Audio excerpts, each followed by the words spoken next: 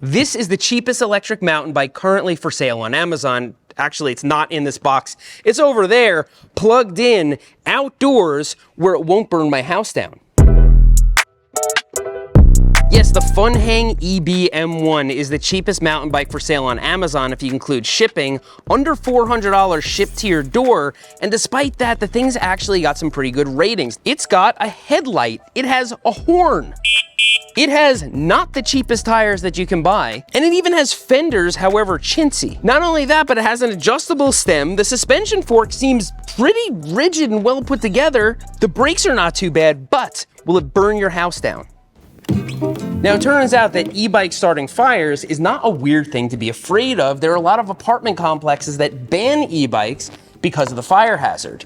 But there are usually three things that are causing those fires. One, cheap battery cells. We're gonna open this up and see what kind of cells there are in here. Lack of overcharge protection. So actually, on this charger, when it was finished charging, this turned from green to red, and it stopped charging the battery. So that's one thing out of the way. And the third thing is a lack of a battery management system, or a really cheap one.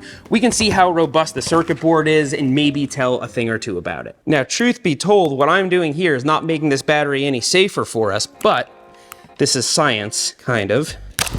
I've seen worse. Okay, so I've done some poking around the battery pack, and before I tore this apart, it was a moderately safe battery. Now, the cells are made by 10 Power. That's kind of a no-name brand. It's not Samsung or LG, but it seems to be packaged relatively okay. These wires are like mostly rubber. Like, this is gonna kind of heat up. There is a battery management system, but I can't speak to how good it is. I can just tell you it's there, and I do see a temperature sensor. And the charger shuts off when it's done charging. So if you were to go back 5 years or so, this is much safer than almost anything out there. So yeah, it's not a Specialized, it's not a Cannondale, it's not even an Aventon or a Rad Power. This, you're taking a little bit of a risk with. Don't do to the battery what I'm doing right now. Definitely don't just like wrap it back up with electrical tape. I'm not going to be keeping this battery in my house after this test, and so I'm not that worried about it. So if you're really worried about the battery, you can put in a battery safe bag or a metal box and charge it off of the bike. I'm more interested in how it performs now. Let me take it down this really steep driveway and see if it has enough torque to get me back up. And if not, how much do I have to pedal to make it do so? This, of course, has a throttle, like any good cheap e-bike should. Let's take it for a rip. This is a harrowing descent. My father-in-law could not get his camper up this driveway. Phil Metz threw a check engine light right about there. So far, not so bad.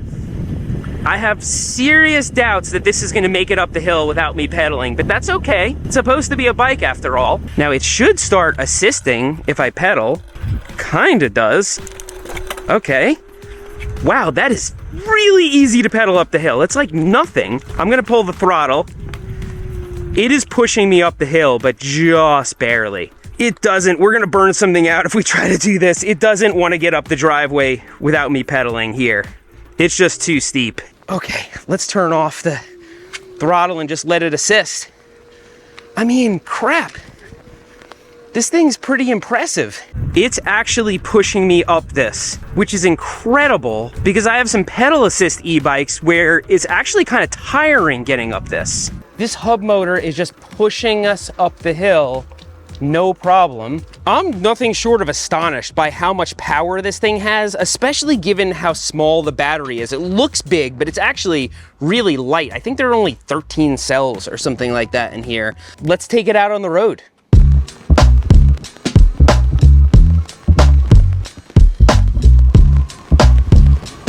So right now I don't have the electric assist on at all, and it just feels like kind of a normal bicycle. Rolls very nicely. It even has fenders to stop me from getting splashed. And actually, this bike has a lot of really good features. I've seen people with these electric bikes put stem risers on to make the bars like this high up in the air. This has an adjustable stem, so you can kind of do that right out of the box. It has, of course, that horn I showed you before and a headlight, which are great for safety when you're riding around a city. And it has these fenders.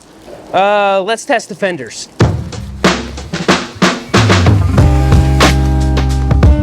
Okay, my shoes got splashed. Do I have a zebra stripe on my back? I think I did okay. This thing stopped the water over there. That's kind of a nice feature to have. It's like they really designed this for getting around town. They should just call it a commuter bike, and it looks like they really designed it to be good at that. But it does have a suspension fork. It does have, I don't know, kind of all-terrainy tires, and I guess the geometry is sort of mountain bike. So let's take it around town a little bit and then get it out to Cayuga Bike Park so I can see if it can survive a full lap. I want to see if I can climb all the way up to the top and maybe take like a bluish trail or something down to the bottom, see how this suspension works. Let's go get some lunch first. Not a bad way to get around town. Were it any other e-bike besides the cheapest one on Amazon, I wouldn't even be mentioning this because you would take it for granted, but when you engage the brake, there's actually a wire here that cuts the motor. So if I just twist the throttle, you can see the bike takes off. But if I am holding even the front brake a little bit, throttle doesn't do anything. And so that's a safety feature that I would take for granted on like a real e-bike, but on the cheapest e-bike on Amazon, I'm actually really surprised they included it.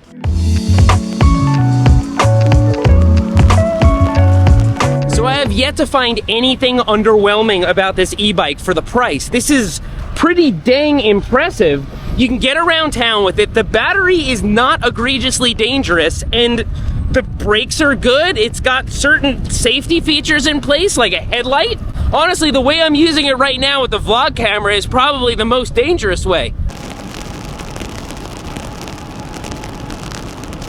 I don't even know how to make it assist me. It seems like very random when the motor kicks in. So my main complaint so far is kind of a non-issue for most people. When you pedal, it doesn't really kick on in any predictable way. It's like all of a sudden the motor's on and you don't know why it did. They just expect you to use the throttle the whole time. And I think for a lot of people that's a non-issue because they bought an e-bike to not pedal. It's not like the higher end e-bikes where it's responding proportionally. The other complaint is the motor then doesn't turn off after you stop pedaling. And so I find myself hitting the brakes so that it tells the motor to cut off. It like goes for an extra second, which could actually be kind of dangerous in certain situations. But again, cheapest e-bike on Amazon, we have to forgive those things. I wanted to eat light for lunch because I might be hiking this thing out of the woods.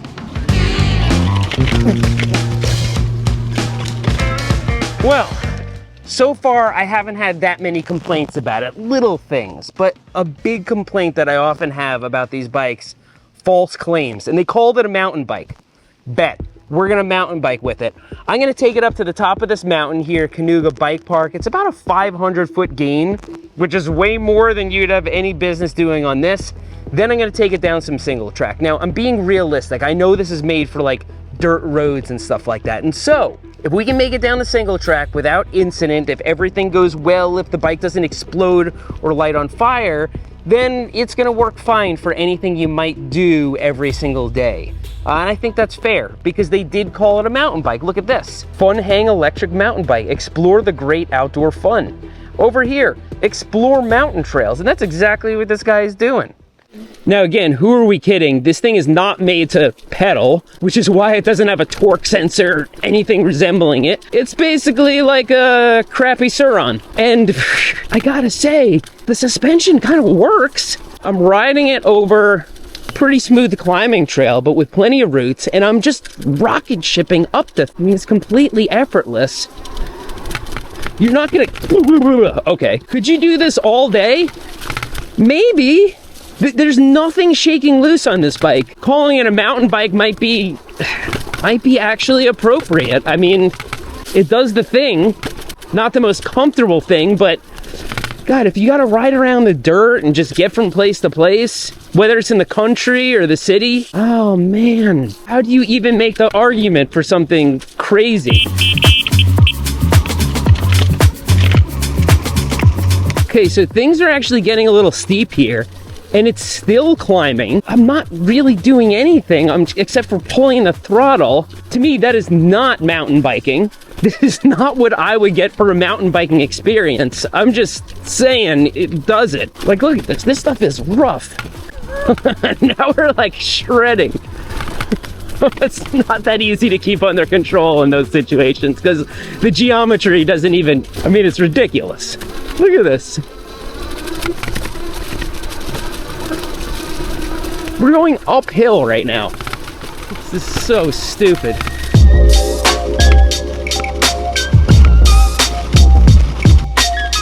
I've reviewed a lot of bikes, a lot of Walmart bikes, department store bikes, and I know what to kind of expect from them. I'm kind of impressed in every way with this thing. It doesn't have a name brand fork on it, but it actually seems to work fairly well. It doesn't rattle around. Something on this is making rattling sounds. I think it's the fender hitting something. The motor is impressively powerful, although the electric assist is kind of random, as you would expect on a bike at this price. Forget about cheapest electric mountain bike on Amazon for a second, right? This is $200 to $400 depending on where you are, how much the shipping costs. What about the $800 to $1,200 bikes like an Aventon or a Rad Power or a Pedigo? How are you gonna argue to somebody who's about to buy one of those that they should spend $3,000 or $4,000 on a Specialized or a Trek to get around town? Jaded cyclists like myself kind of poo-poo on e-bike stores, right? Stores that just sell e-bikes, because those are not real e-bikes. They don't have torque sensors. They're not proportional. They don't have mid-drives. But at $800 to $1,200, it's better than this in every way. It's got longer battery life. It's got a safe battery and a safe charger. How are you gonna tell somebody not to buy one of those? They're looking to go down a dirt path to go fishing, or they're looking to get around town. If we don't start listening to those consumers, there's gonna be no customers left for the bike industry. The bike industry is getting replaced by affordable e-bikes. The new entrants to bicycles are buying stuff like this, or stuff that's just a little bit better, a couple of steps up. So if this $200 Amazon bike can do what I just did with it, how am I gonna tell somebody not to get a Pedigo or an Aventon? And so if you're in the bike industry and you're wondering where all the business has gone, open your freaking eyes. That is what has happened. This is not my cup of tea. I like an analog bike or an e-bike with a proportional pedal assist. I like the pure experience, but my kind is becoming extinct. But they called this a mountain bike. And so we gotta go down one of these trails. Which one is it gonna be?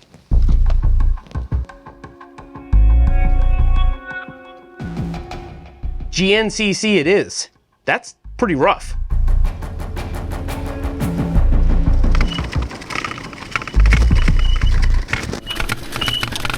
Oh.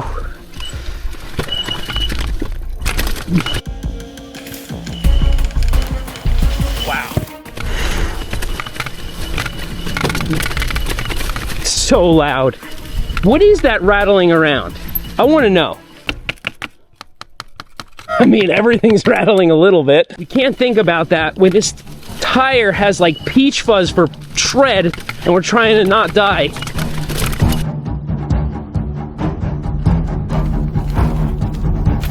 I'm not even sure this is built that bad. It's just heavy and not a mountain bike. Ooh. Forgot about all the drops on this trail. Okay, now it gets rooty and slick. Fork does stuff. Like, I've seen some forks that are utterly useless. This one is... Oh my god, what is this? Okay, up ahead there are parts of this trail that get actually legitimately steep, especially for a blue.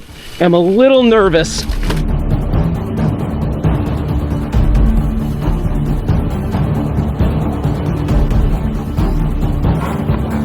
That was almost death. I cannot get up that much speed again. Oh my god, I can't stop. It's muddy. Honestly, if you put some bigger tires on this thing, it'd probably be way better.